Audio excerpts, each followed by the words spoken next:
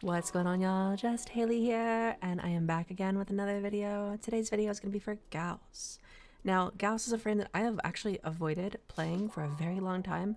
Not because I didn't like him, but because so many people did that I just felt like it was one of those frames that was so heavily covered and so heavily coveted I could never really get into. He uses a lot of like thermal sunder stuff, and that just wasn't my cup of tea.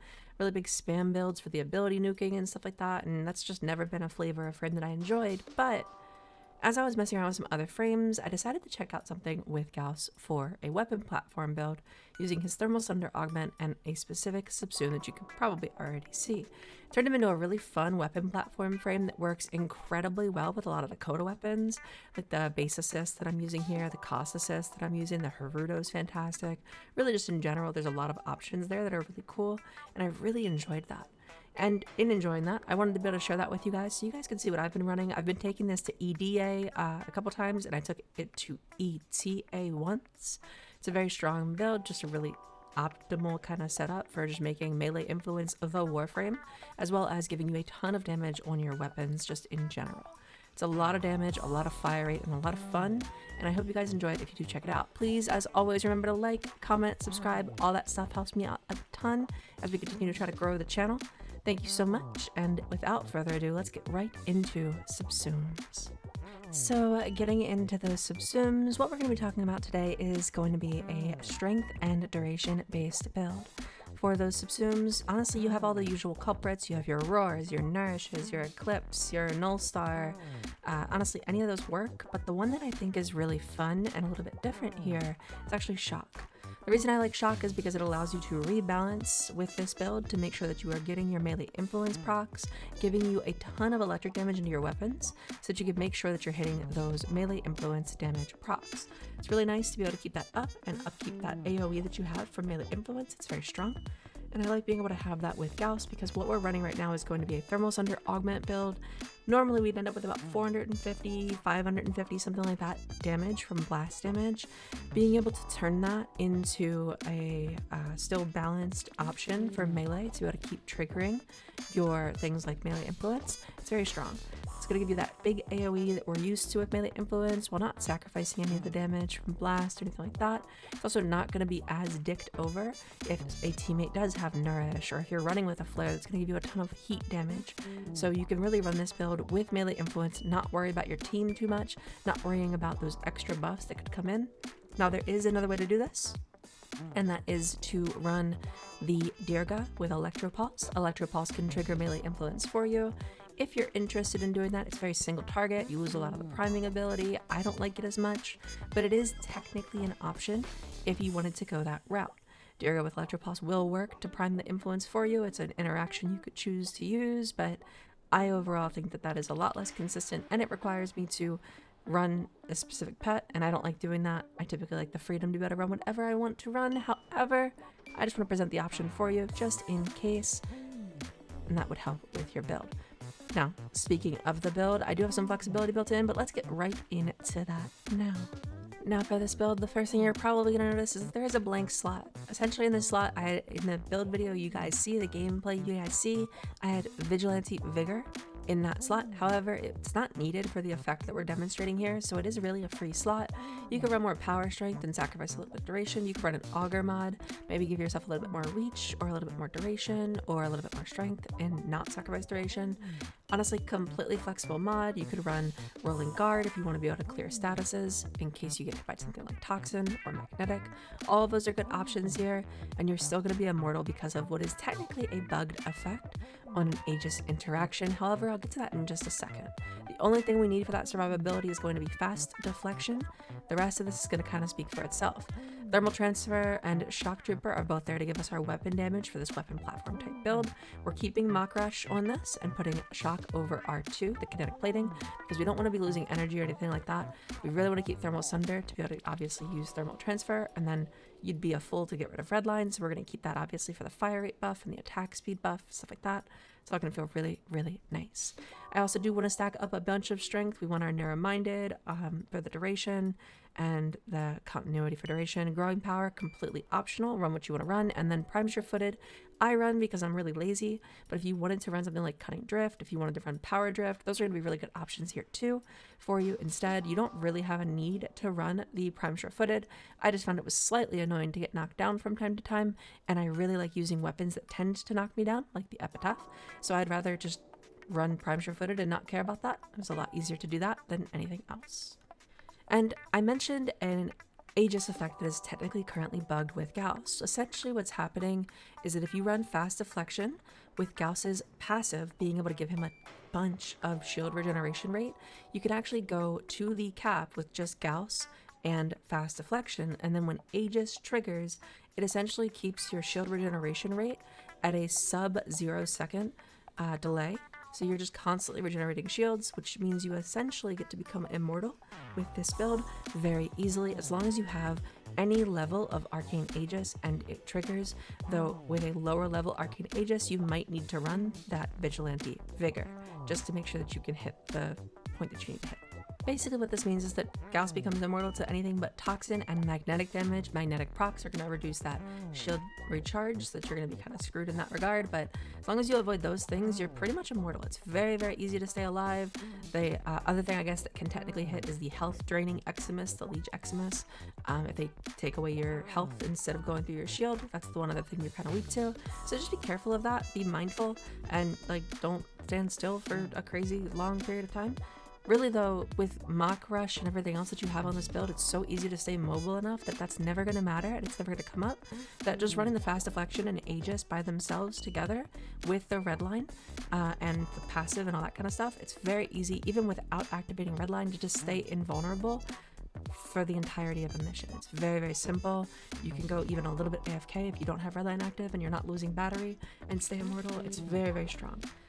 That does mean that I do think there is a chance that that gets nerfed, because it is a little bit too strong, debatably. If it does get nerfed, that will mean that the immortality piece is going to be gone. However, Aegis still becomes a very strong factor in survivability. A little hard to test it without, but I did do a bit of a test without the Aegis in general, and I did come up with a different build that I would be shifting to should they end up patching this out. So I'm going to show you guys that as well, just in case they do decide to shift that away from a game-breaking kind of bug for Gauss. And what you're going to see with this is that we're pretty much in the same place, except now we are running Rolling Guard, Catalyzing Shields, and Fast Deflection with our Aegis. Overall, that's going to give us the Rolling Guard and the Catalyzing Shields, as well as now running Brief Respite. It's going to make us pretty much shield gate the same exact kind of way, but it's a little bit more active. All you have to do is press Mach Rush, and you're going to get your shields back enough to be able to continue to shield gate really, really easily and just keep going. You kind of play like that anyway, so it's not a huge deal. I do keep Kinetic Plating on that build. However, you could drop Kinetic Plating for Roar if you really wanted to, and that's going to be very strong too. You don't actually need the Kinetic Plating on this build, but it is going to be good to run if you want to for a little bit of more brainless kind of tankiness. Completely optional for that alternate build. And what this means is you now have two different builds for Gauss that are both going to be very, very strong, nigh unkillable, barring things like Toxin and Magnetic. And if you're getting hit by those, honestly, I want to say skill issue, but I'm going to be nice and say move. Just move. Move to the left, move to the right, look at a Toxin Eximus, say, hey, I don't want to get hit by you, move away. Toxin Eximus legally can't kill you if you revoke consent. Fun fact. Now that notwithstanding, there are some other things that I do want to get into for this build, specifically going into our Shards. Because our Shards do have some options here. I run 2 Ability Strength, 2 Equilibrium, and 1 Energy Max. The Energy Max is pure comfort. I like having a little bit of an extra pool just in case, especially if I'm taking this into EDA and ETA. It just made me feel a little bit more comfy, a little bit more flexible. I really liked that. Now you could, instead of these Strength Shards, just choose to run Duration Shards. You're going to get a little bit more fire rate, a little bit more attack speed. Those are going to feel really good. But you will weaken your damage buff from things like Thermal Sunder and your Shock Trooper or your Roar if you have Roar subsumed. So to me, I just wanted the extra strength. I thought it was really nice. Purely optional there too. And then you technically can again get by with just 1 purple, but 2 felt comfy, especially again in EDA and ETA. So I preferred to run 2 purples as opposed to 1. I did run 1 for a while, and I kept finding certain instances where I really wanted just maybe 10, 15, 20 more energy, and I just didn't have it. So avoiding those entirely. You can see that throughout most of this gameplay here, I am full energy. The reason for that is because of those 2 equilibrium shards. Every time I pick up a health orb, I'm getting that 60% of health orb turned into energy, which essentially means every health orb is 30 energy. Feels really, really good. That is a fun fact, by the way, actually an actual fun fact this time, but essentially anytime you have 2 equilibrium shards, 2 purple Talforged equilibrium shards, those currently are giving 60% of the value of a health orb as energy. What that means is you're getting 30 energy per health orb, and if you don't know, a basic energy orb without effects from like energize or any kind of passives or increase of their value is only 25. Now essentially this means that 2 purple equilibrium shards is going to give you more value than anything that's going to create energy orbs for you or create energy orbs in general, because there's so many more ways to generate health orbs in the game, including your pet, including just abilities in general, including just enemies dropping things in general. All of it's going to mean that essentially you're getting more value than an energy orb, and it's just easier to create. Just a little fun little tech that I do on a lot of these builds that I don't think I've ever fully explained. Even just adding an equilibrium effect in general is very strong, but getting it up to that 60% just makes it so that those health orbs are technically better energy orbs for you, and energy orbs still restore health too, just in case you wanted that effect as well. Now this is where I would normally get into weapon recommendations, but honestly there's any number of weapons you could run with this. You're adding a ton of blast damage, you're adding a ton of electric damage to your weapons, which means you're gonna have a lot of fun with anything you use. I really like the Bassocyst. It was a lot of fun to mess around with on Gauss, especially because of all the fire rate that he adds. Makes the ability go kind of crazy, the weapon go kind of crazy for you. It's gonna feel really fun. You're gonna get a lot of that sound effect stuff. It's gonna be really, really cool design. Just overall a really fun weapon to use. I also really liked a lot of the Coda weapons, but any really good melee influence melee is going to feel fantastic with this, and you could potentially shift the build if you want to specify it out and not run electricity, because you're getting so much from your shock trooper, and it will proc those shock effects for you if you want to do that. For the Bassocyst, I'm running a pretty standard build here. My Riven is simply multi-shot and damage. If you just wanted to run more multi-shot, you can. Through the Vigilante mod, that's up to you. But I like this build a lot. I like Deadhead a lot on it. It felt really good for Gauss. My A configuration just happens to use Cannonade, so I don't use that with Gauss because Gauss obviously really benefits from the extra fire rate. So I wanted to use this build instead. And again, really like Deadhead, but if you wanted to go with Crux, you could do Crux as well. Crux is going to feel really, really good with this. Really up to you how you want to run the Bassocyst, but this is the build that I'm using in the gameplay here. And then the Caustacyst is another build that I really, really enjoy. This one's going to be using pretty much a standard melee influence build, except because it's a Coda weapon, I can just use a Valence onto it to make sure that it is shock lightning damage. That's going to give me base lightning, which allows me to run blast, corrosive, lightning as my weapon combination. 90% base status without stacking up weeping wounds, without the galvanized elementalist. You get a lot of status chance on this. It's going to feel really, really good. Those puddles are even going to do some decent damage when you get those heavy attacks from the Tennokai. Personally, Tennokai is always going to be a complete optional thing for you. I like Opportunities Reach because of the extra time to use your Tennokai. That is something that I use as a luxury because for the most part, you're one-shotting things anyway when you Tennokai, so what does it matter? I'd rather put myself in a better position to use it more effectively than have maybe a little bit more damage on the hit itself. Now, a bit of a caveat, because weapon builds are something that I don't show too often on the channel. The reason for that is mostly because I know that these weapon builds could be optimized a little bit more. You could throw in things like Bane mods, especially when you're doing things like I am here on Mach. I could run Bane mods and show you guys the Bane mod versions, and they're going to do a lot more damage and all that kind of stuff. Those will be able to scale a little bit better into level cap if you want to run those. But my problem with Bane mods will always be the same of I don't like swapping my mods every single time I swap factions that I'm fighting. Maybe I'll spend an entire night fighting one faction and then it would be fine, but for the most part, I like to just plug and play my weapons and mix them all around too much for me to ever want to focus on just shifting my builds back and forth that often, worrying about what loadout I have set up, worrying about what the faction is going to be on the mission we're going into. Maybe I'm not the one starting the vote, whatever it might be. What that ends up meaning to me is that those faction mods aren't super worth it, but maybe they are to you, and if they are, go for it. Run them, have fun. That's just a caveat that I always put out there for when I show a weapon build on stream or anything like that. I'm always telling you guys, you know, run a slightly different option with a variable into Bane mods if you want to, but that's what I like to run for my weapon mods for the Caustacyst and the Bassocyst. And those are what I was running in the gameplay you can see here. Now for pets, honestly, run whatever you want to run. Anything is going to work really, really well. You're going to be buffing it like crazy with both blast damage if it steps in the blast circles from your thermal sunder, but it's also going to get a bunch of electric damage. Your pets are going to be doing a lot for you here.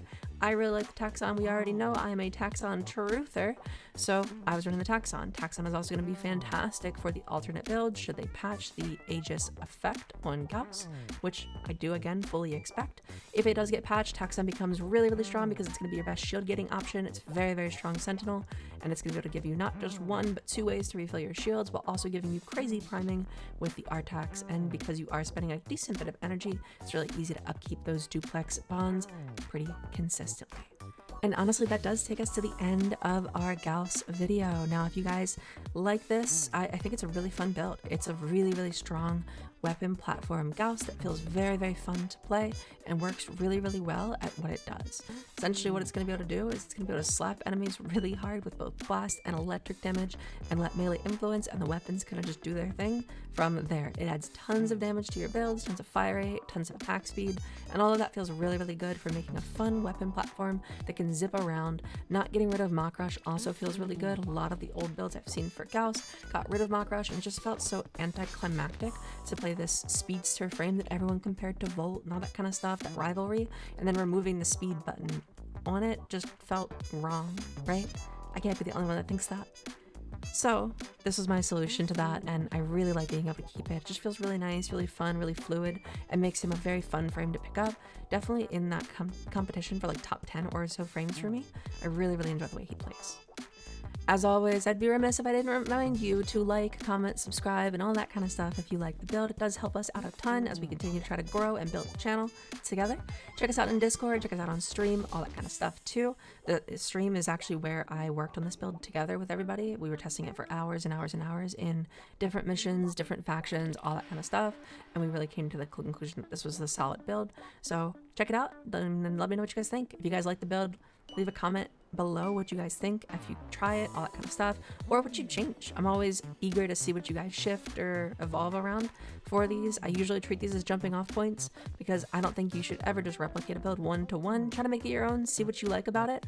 Obviously you can replicate it and you'll know that it works, but see what you guys like or don't like or want to change or any of that kind of stuff, and hopefully you come away with a new respect or a newfound build for a frame that maybe makes it into your contention for like a top, 10, 15 played frame. That's always the goal, right? And I do believe that brings us to I've been just Haley, you've been just amazing, and until next time, please remember that I love your faces. Bye.